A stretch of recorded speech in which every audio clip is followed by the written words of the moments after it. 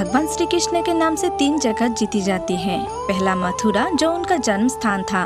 दूसरा वृंदावन, जहाँ मैया यशोदा द्वारा उनका लालन पालन हुआ। और तीसरा द्वारिका, जहाँ के वो राजा बने। लेकिन द्वारिका के राजा बनने से पहले वो मथुरा के राजा थे। फिर ऐसा क्या हुआ कि भगवान कृष्ण को रातों रात मथुरा छोड़कर द्वारिका में बसना पड़ा और बाद में द्वारिका भी डूब गई। आइए जानते हैं। नमस्ते दोस्तों, हमारे चैनल इन्फिनिट भक्ति वीडियो में आपका स्वागत है। ये वीडियो अगर आपको पसंद आए तो लाइक, कमेंट, शेयर करें और हमारे चैनल को सब्सक्राइब करें। पौराणिक कथा के अनुसार जब श्री कृष्ण ने अपने मामा कंस का वध किया तो सबको लगा अब मथुरा से सारे संकट हट गए हैं। श्री कृष्ण अपने बड़े भाई बलराम के साथ राजपाट का काम देखने लगे। तभी मथुरा पर एक अनिश्चितकाल संकट आ पड़ा। कंस का एक रिश्तेदार जरासंध कंस की मृत्यु का बदला लेने के लिए बार बार मथुरा पर आक्रमण करने लगा। उसने मथुरा की सेना से 10 गुना बड़ी सेना लेकर 17 बार मथुरा पर आक्रमण किया, परंतु हर बार श्री कृष्ण और बलराम अपनी चालाकी से उसे हरा देते। लेकिन वो पुनः अपना शक्ति संचय कर दोबारा मथुरा पर आक्रमण कर देता था। बार बार आक्रमण होने की वजह से मथुरा वासियों को नुकसान होने लगा। जब उसने 18वीं बार बड़ी सेना लेकर हमला किया तब श्री कृष्ण ने आत्मचिंतन किया कि कंस का वध मैंने किया था और कंस के वध का उत्तरदायी मैं हूँ। लेकिन जब यह बार बार आक्रमण करता है तो मृत्यु मेरी सैनिकों की और प्रजा की होती है और मथुरा राज्य विकसित नहीं हो पा रहा है, क्योंकि युद्ध के बाद के होने वाली हानियों से निपटने में समय लगता था।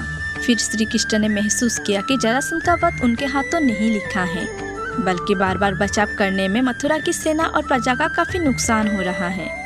जरासंध उसने व्यक्तिगत बदले की भावना से हमला कर रहा था। अगर श्री कृष्ण ने इस बार हमले का जवाब दिया तो यादवों का समूल नाश हो जाएगा।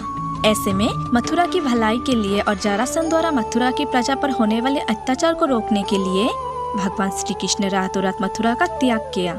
जिसके बाद श्री कृष्ण ने गुजरात में जाकर समुद्र किनारे अपनी एक दिव्य नगर बसाई, जिसे हम द्वारिका के नाम से जानते हैं। द्वारिका राज्य में प्रवेश के लिए कई द्वार थे, इसलिए इसे द्वारिका कहा गया है। उस समय उस शहर के राजा थे रेवत और उनकी बेटी थी रेवती। रेवती और रेवत सत्ययुग से थे, इसीलिए उन्हें अपने बेटी के लिए एक ऐसा वर चाहिए था जो सत्ययुग के लोगों के जैसा लंबा, चौड़ा और शक्तिशाली हो। बलराम काफी लंबे चौड़े थे और हल जैसे भारी भरकम हथियार को धारण करने वाले थे। उनसे ही रेवती का विवाह हुआ और इस तरह श्री कृष्ण और बलराम द्वारिका पर राज करने लगे। माना जाता है कि महाभारत के 36 वर्ष के बाद द्वारिका नगरी समुद्र में डूब गई थी। द्वारिका नगरी समुद्र में डूबने के पीछे 2 श्राप थे। एक गांधारी ने श्री कृष्ण का महाभारत युद्ध का दोषी ठहराते हुए उन्हें श्राप दिया कि जिस तरह मेरे कुल का नाश हुआ है उसी तरह तुम्हारे कुल का नाश भी तुम्हारे आंखों के समक्ष होगा। और दूसरा ऋषि द्वारा श्री कृष्ण के पुत्र साम को दिए गए श्राप के कारण श्री कृष्ण की द्वारिका नगरी महाभारत के 36 वर्ष बाद समुद्र में डूब गई थी।